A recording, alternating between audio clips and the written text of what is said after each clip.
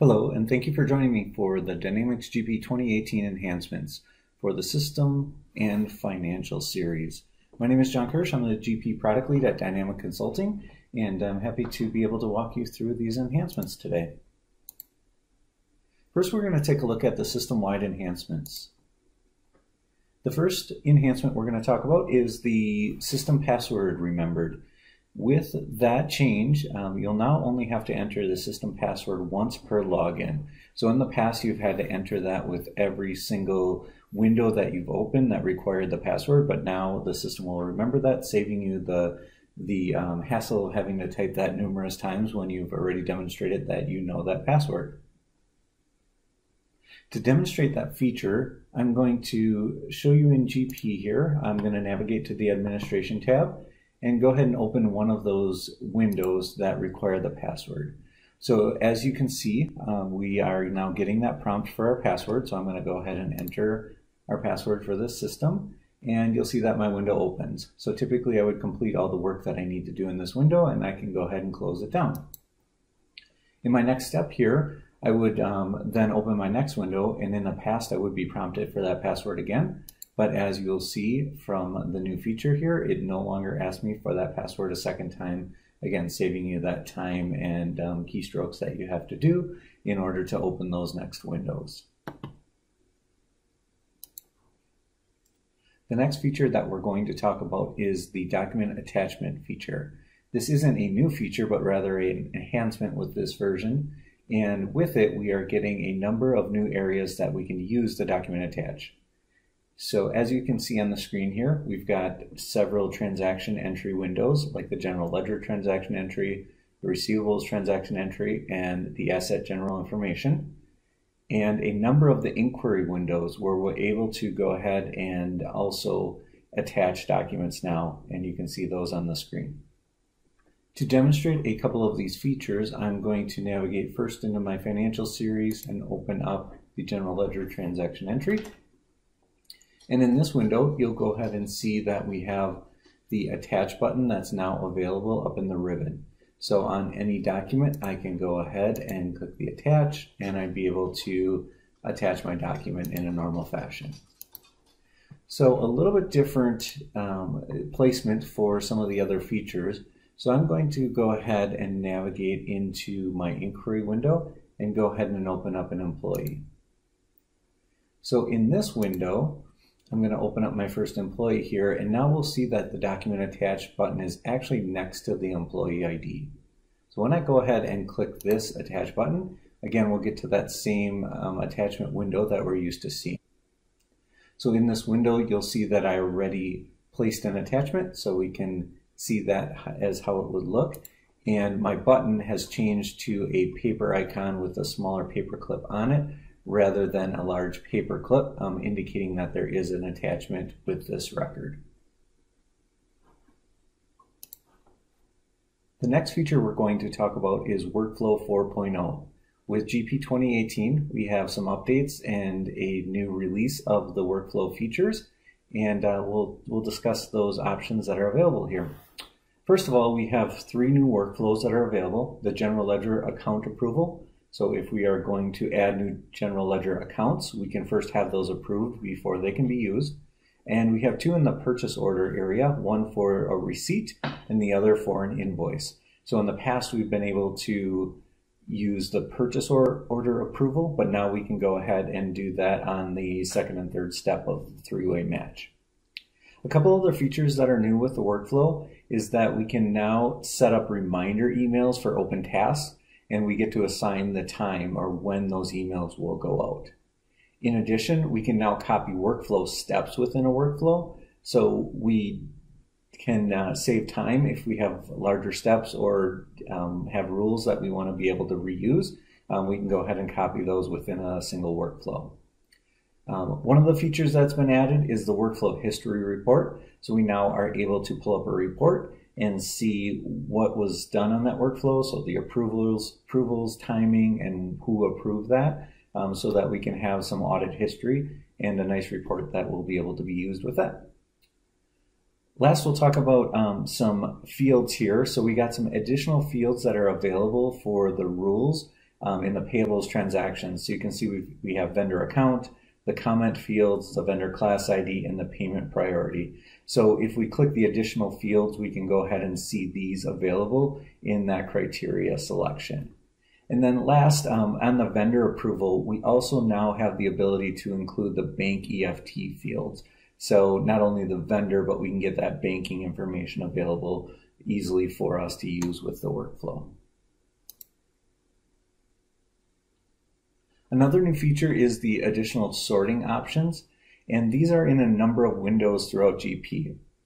So you can see that those sorting options are available in the receivables, so in the transactional inquiry by customer or by document, on the payables by vendor or document as well, and also in the bank reconciliation window. To demonstrate this feature on the receivables side, I'm going to go ahead and open the transaction by customer. I'm going to select a customer for us to look at. And now you'll see the new option where I can now pick to sort by type, document number, amount remaining, or document date. So to change that order, I just select it and you'll see it immediately flashed on the bottom. I don't need to actually hit refresh for that change, and I'll just demonstrate that one more time. You'll see that quickly change by document number. So we can change this sort to help us more easily find the document or documents that we're looking for, in addition to using the traditional filtering options that we have on the screen. Another enhancement with Dynamics GP 2018 is in the Smart List feature. So we are now allowed to set up a unique password in our favorites.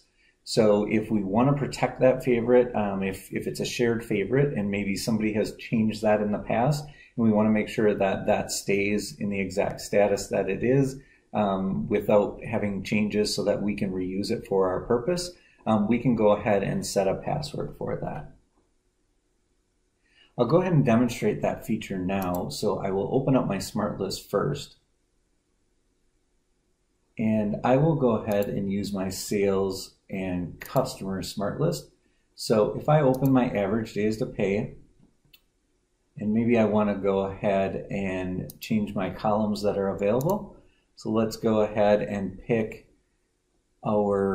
some of our aging buckets here, and maybe I just want to see if they're past due. So I'm going to add my 181 and over.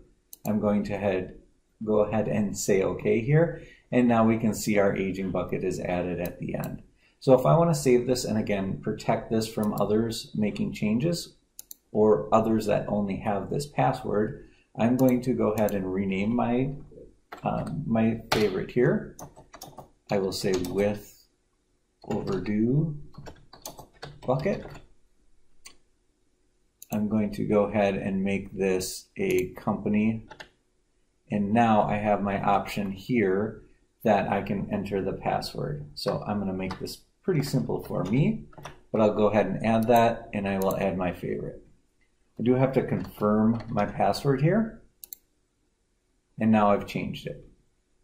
So the next time I want to go ahead and make a modification to this, you can see my password is already filled in, but if I come back and open that same favorite under customers with overdue bucket, I'm going to go ahead and make another change here. Let's add our second to last bucket on here. If I go back to my favorite, try to modify it, I have to enter that password. If I don't know what it is, it will not allow me to save it. If I do know, I can enter it, and the save will be successful.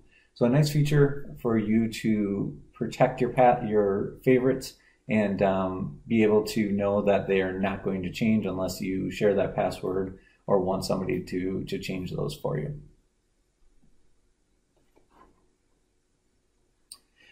Next, we're going to talk about a couple of changes with the web client. First, with the web client, we want to mention that the shortcut has been added for Smart List for easier navigation. So we actually have a picture of that over on the right-hand side of this slide. When you're logging into your web client and at the home page, we can go ahead and navigate through the shortcuts right to the Smart List favorites. So saving some extra clicks and navigation because Smart List is so commonly used. Another new feature is the autocomplete. So if you're used to using the full client, or liked that feature as you switched over to the web client, that will now work like the desktop client has had in the past. A couple of other things, the help icons have now been updated so they link to the online support documents, so we can easily navigate to those for help. And we also now have the ability to maximize the bank reconciliation window. So if you're using the web client and wanted to have that window bigger to maximize the space of your screen, you can go ahead and maximize that window and take advantage of it. So that brings us now to the 2018 enhancements for the financial series. So we're going to navigate through a couple of these and show you some of these features. So first we're going to talk about printing a single statement from the customer maintenance. So this can be done from both the maintenance card as well as the customer inquiry window. We'll go ahead and demonstrate this feature on the customer maintenance window. So I'm going to open up my customer under cards. And again, I'll pick one of our customers here. So Aaron Fitz is our first customer and we'll use this one. So the new enhancement is that I can go ahead and go under print, and then I can go to statement.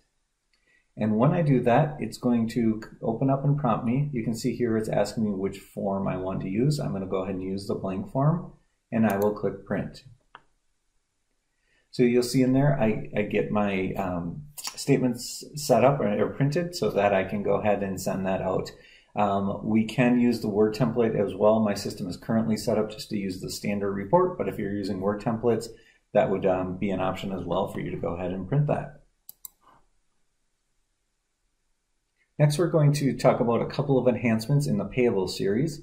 So first, the navigation is a little bit different now in the new version of GP, in GP 2018.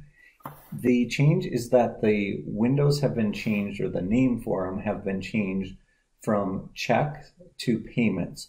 So it's reflecting the change now as we do a lot more EFTs and electronic payments that oftentimes, or credit cards, oftentimes we're not selecting checks anymore, which was the most common in the past.